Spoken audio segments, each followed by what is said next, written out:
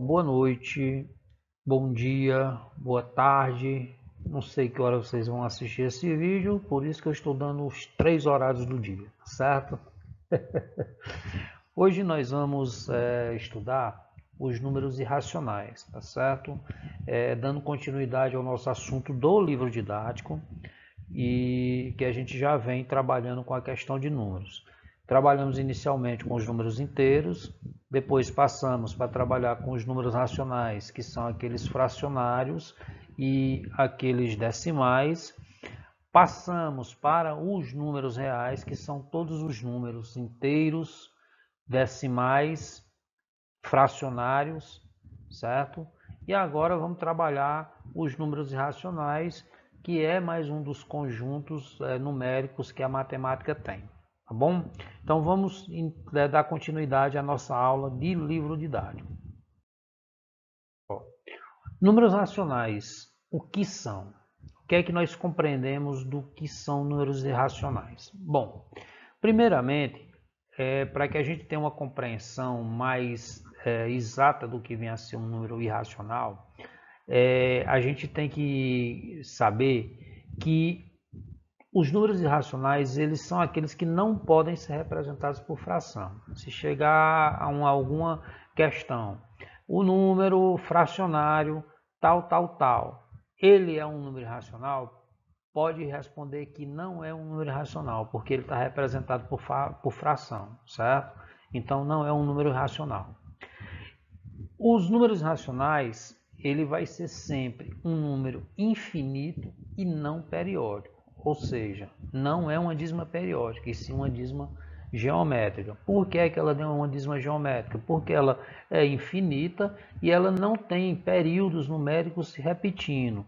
E a dízima periódica ela é muito característica dos números racionais. Galera, o surgimento desses números veio de um antigo problema que Pitágoras se recusou a aceitar o seu resultado, que foi relacionado ao cálculo de uma diagonal de um quadrado, certo?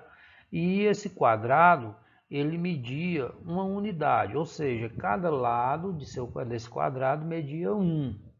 E ele cortou esse quadrado no meio e buscou solucionar o valor da metragem dessa diagonal, que esse resultado deu raiz de 2, certo? Então, a partir desse problema de Pitágoras é que se deu o início dos estudos desse novo conjunto numérico que é representado pelos números racionais, tá bom? Então, vamos dar seguimento à nossa aula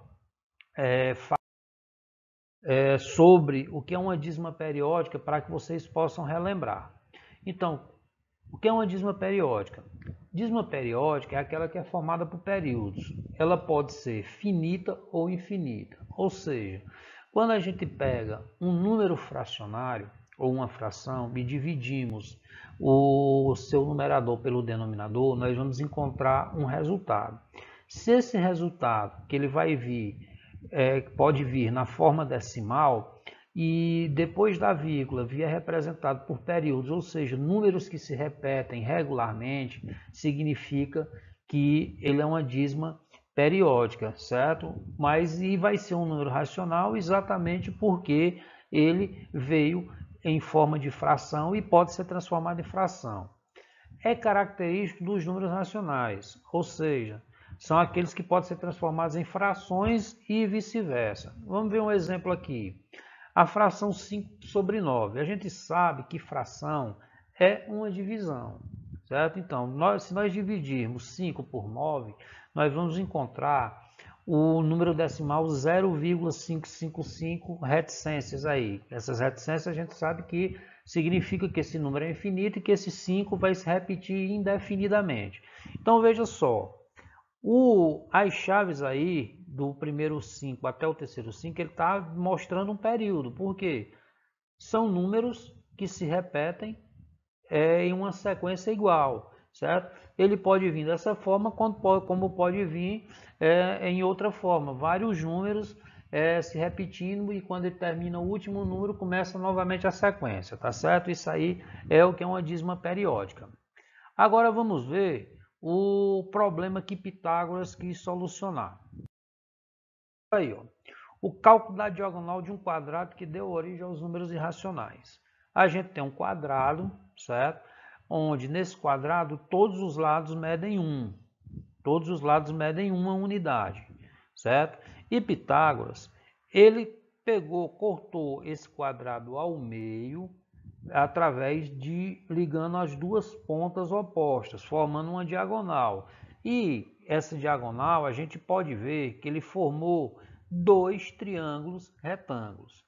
Então, veja só, no outro, ali já na outra imagem, a gente tem um triângulo que tem um lado 1, a gente tem o outro lado do triângulo também com uma unidade, e a diagonal, que se vocês forem ver no quadrado, ele não sabe quanto é, colocou o ponto de interrogação. A gente vai saber que ele vai dar raiz de 2 depois que nós resolvermos esse problema.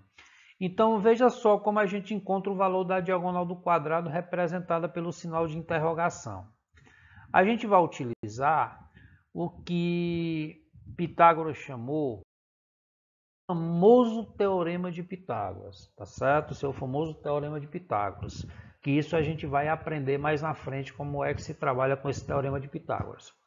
Então veja só, o quadrado que tem um dos lados com valor de 1, tem o outro lado o valor de 2, e a diagonal, que seria no quadrado original, que foi transformado em triângulo, é igual a raiz de 2. Como foi que nós encontramos essa raiz de 2? Então, veja só, o teorema de Pitágoras é dado por essa primeira fórmula aqui, ó, d ao quadrado igual a b ao quadrado mais c ao quadrado.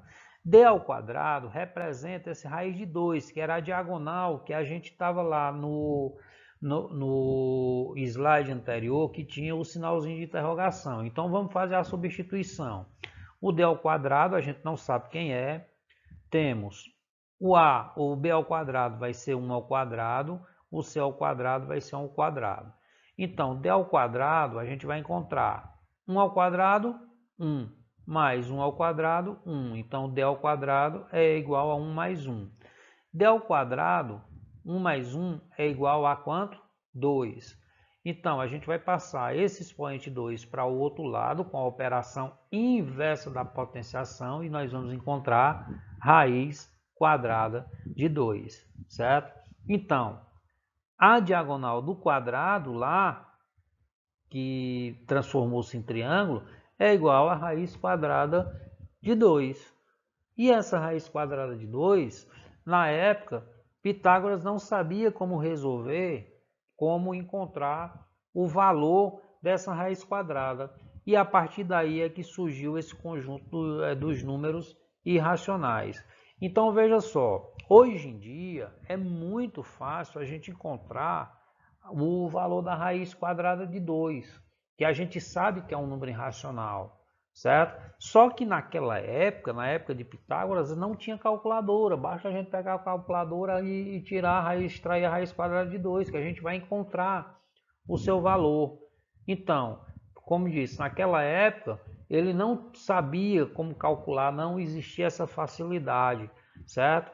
E a partir dessa descoberta de Pitágoras é que se começou o estudo dos números irracionais, que só veio ser concluído já basicamente na nossa contemporaneidade. Como eu disse a vocês, dentro da matemática, a gente tem estudos muito antigos, mas também temos estudos muito recentes. Então, o número raiz de 2 é um número irracional, pois a gente, ao extrair a raiz quadrada, a gente vai obter o seguinte resultado: 1,41, 42, 13, 56, 23, 73. Olha aí as reticências. Vocês estão vendo que ele vai ser um número infinito e não forma período? Por quê? Ó? Vocês estão vendo os números se repetir em forma de período? É óbvio que não. Então, a raiz de 2 é um número irracional. Então, para que a gente possa compreender, os números irracionais eles vão estar diretamente às raízes, certo? De determinados números, que ao extrair ela vai formar dízimas geométricas, ou seja, dízimas infinitas que não formam períodos, tá ok? Sigamos em frente. Então a gente tem vários outros números irracionais. O número irracional mais famoso que se existe, e ele é um número muito utilizado na geometria, é o número π, certo? Que também foi descoberto através por um meio de uma divisão do comprimento do diâmetro de uma circunferência. Então o π, o valor do π é igual a 3,141592 e uma série de números que vai ter depois, desse 1415 aí, como vocês estão podendo ver, certo? Hoje ainda não se sabe quantos números tem o π. Tem esse conhecimento que um supercomputador conseguiu calcular até a centésima, quinquagésima, milionésima casa decimal, ou seja, 150 milhões de casas decimais.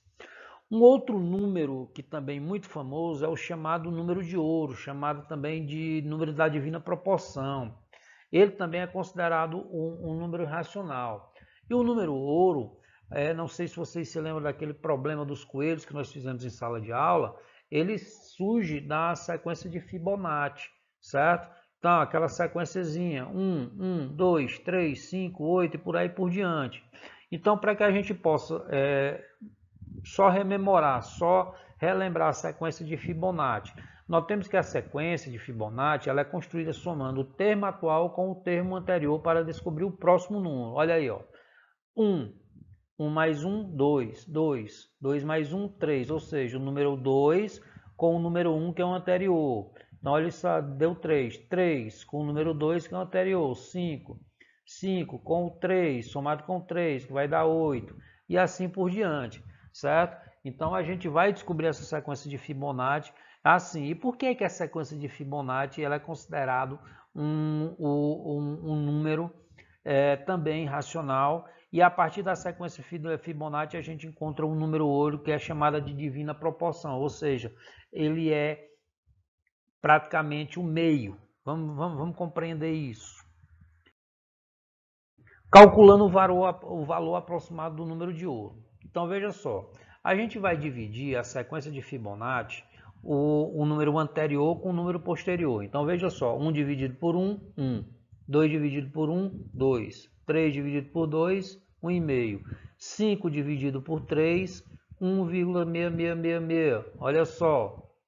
8 dividido por 5, 1,6. 13 dividido por 8, 1,625. 21 dividido por 13, 1,615. 34 dividido por 1, 1,619. 55 dividido por 34, 1,617. E assim por diante. Olha só na observação. Notamos que a partir da divisão de 5 dividido por 3, o resultado começou a ficar próximo de 1,6.